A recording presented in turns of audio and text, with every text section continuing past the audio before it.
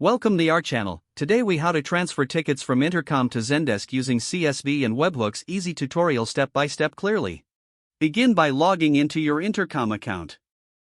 Once logged in, navigate to the section where your tickets are located. Select the tickets you wish to transfer. Click on the option to export tickets.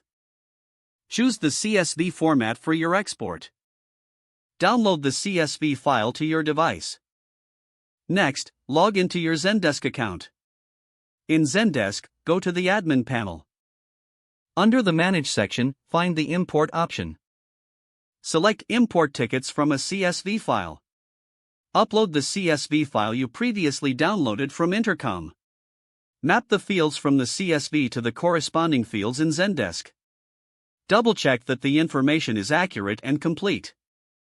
Once everything looks good, proceed with the import. After the import is complete, verify that all tickets have been transferred successfully. Now, switch back to your Intercom account. Locate the Webhooks settings in Intercom. Click on the option to create a new webhook. Enter the required details, including the URL from Zendesk. Choose the appropriate event triggers for ticket creation. Save the webhook settings. Test the webhook by creating a sample ticket in Intercom. Monitor Zendesk to confirm the ticket appears there. If everything works correctly, your setup is complete. This method allows for efficient ticket management between Intercom and Zendesk.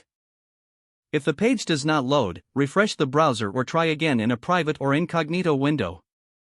Make sure you are using the correct email address, then retype it carefully to avoid small typos.